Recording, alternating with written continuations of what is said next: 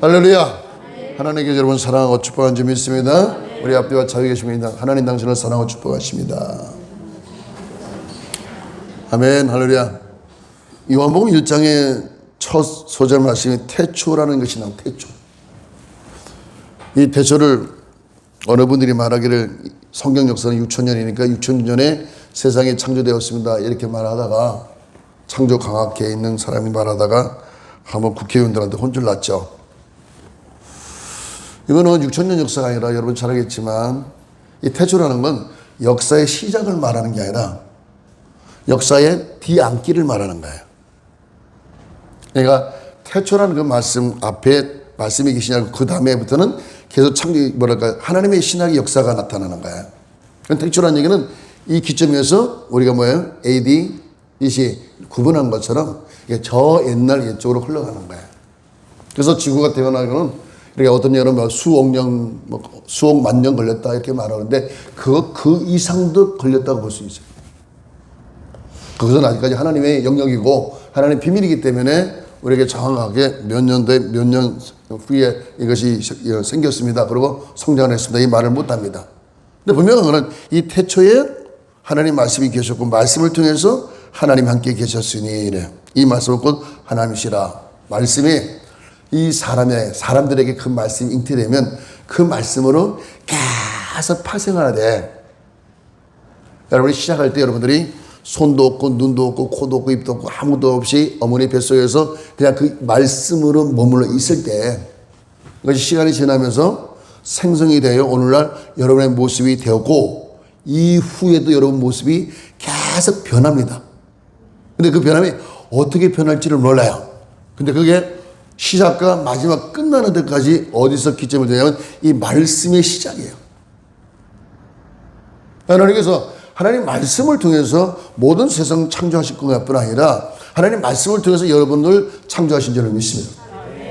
할렐루야. 그러니까 우리가 하나님 말씀을 모르면 내가 왜 태어난지를 몰라. 하나님 말씀을 모르면 내가 어디로 가는지 모르고 왜 사는지를 몰라. 그런데 하나님 말씀을 잘 알면 어떨까요? 그 말씀 속에서 자기를 발견하게 되고 내가 해야 할 일을 알게 되고 내가 목적으로 가야 할 길을 알게 되기 때문에 그것이 큰 일이든 작은 일이든 여러분들 그 자체가 행복한 마음으로 살아갈 수가 있는 줄 믿습니다. 근데 그걸 모를 때 우리는 방황하는 거예요. 어둠 속에 빠지는 거예요. 그래서 뭐 말씀을 통해서 하나님이 예수님과 더불어 성령님과 더불어 이 세상을 창조하실 때 그때도 예수님 계셨는데 그것을 조명하는 자가 뭐냐면 세례 요한이라는 사람이 조명합니다. 이 세례 요한은 뭘까요? 우리가 오늘날 말하면 하나의 신학자가 예수님을 대해서 설명하는 거예요. 신학자가. 뭐랄까? 그런 이빗이 아니요 이빗에 대하여 중고하러 온 자다 그래요.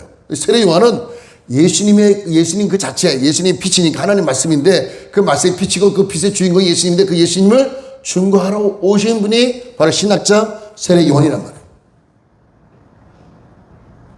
목사님 신학자 맞습니까?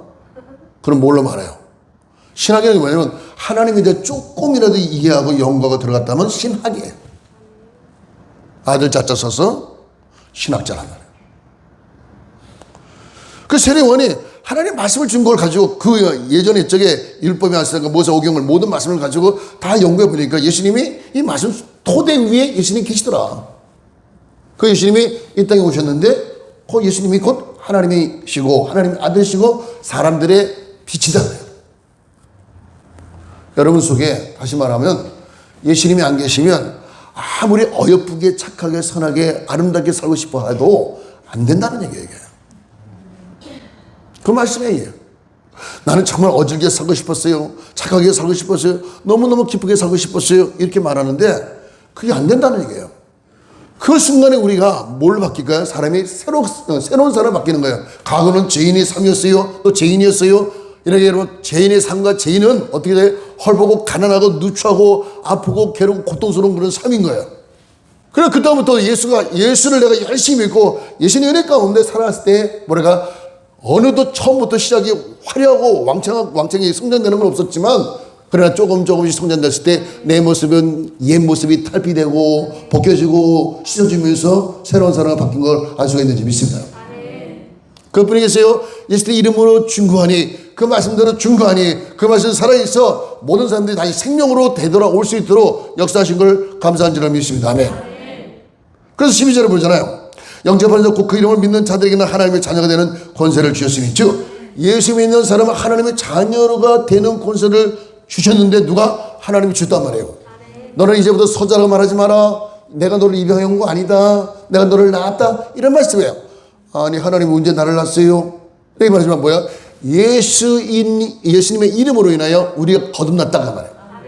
믿습니다. 그래서 13절 말씀은 오직 하나님께로부터 난 자들이라. 다시 말하면 뭐예요? 혈통으로 육종으로 나지 않고 사람의 뜻으로 나지 아니하고 오직 하나님께로 난 자들이라. 이런 말씀입니까? 하나님이 일방적으로 재창조를 허락하신 거예요. 여러분 시작의 창조는 여러분 부모들이 여러분 창조했겠지만 하나님께서 여러분을 새롭게 거듭나게 만드신 걸 이름하여 이걸 재창조라는 거예요.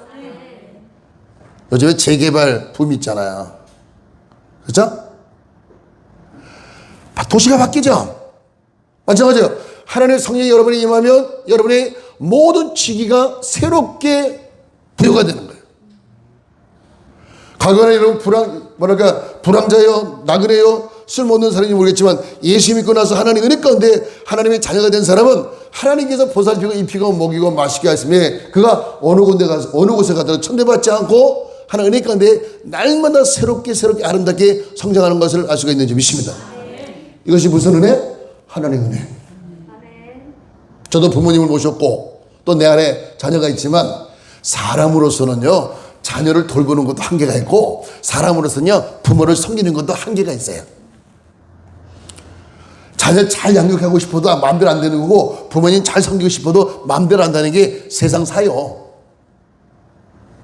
집집마다 크고 작은 문제가 다 있는데 다 하나같이 그런 문제예요.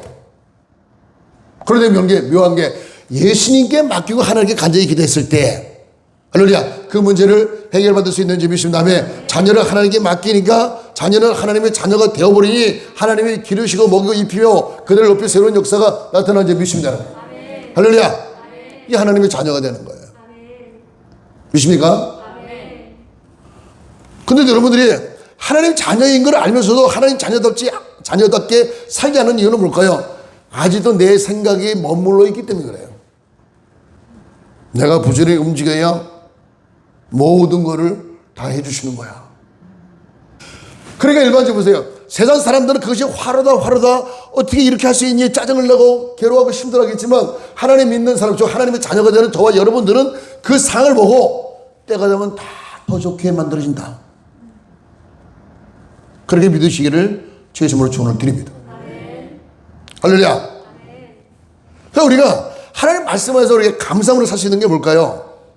14절에 말씀이 육신이 되어 우리 가운데 거하시며 우리가 그 영광을 보니 아버지 독생자의 영광이 은혜와 진리가 충만하더라. 말씀을 받으면 얼룩진 삶이 해같이 바뀌어요. 너저분한 삶이 깔끔하게 바뀌어요. 부족한 삶이 차고 넘치는 역사가 나타날 줄 믿습니다. 할렐루야. 하나님의 은혜가 우리에게 임하면 어떨까요? 내가 약속하는 자가 아니라 어떻게 해요? 자원하는 자가 돼요.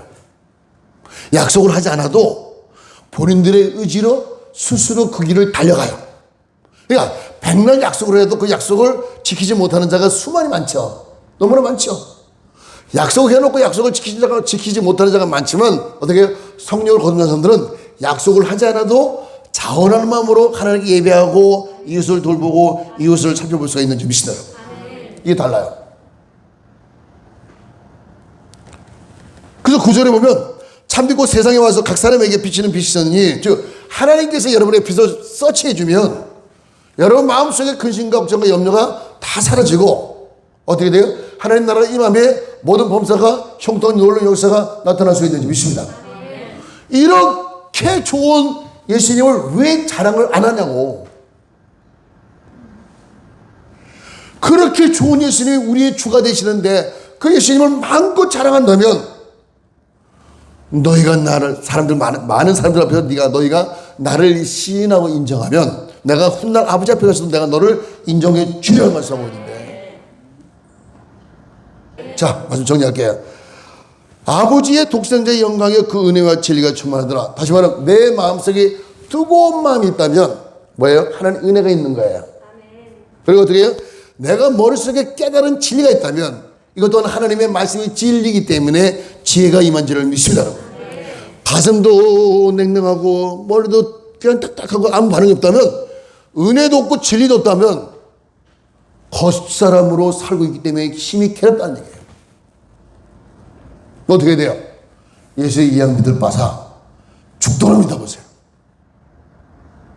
이양지사 예수 믿을 바세, 야, 저 사람 정말 예수님 정말 특별하게 믿는다, 이런 말을 들었을 정도로 한다면, 하나님의 은혜가 내 안에 꽉 차 있고 여러분 말씀에 지혜가 있으면 모든 사람을 다 덕스럽게 만들어주는 그런 역사가 나타날 수 있는 줄 믿습니다.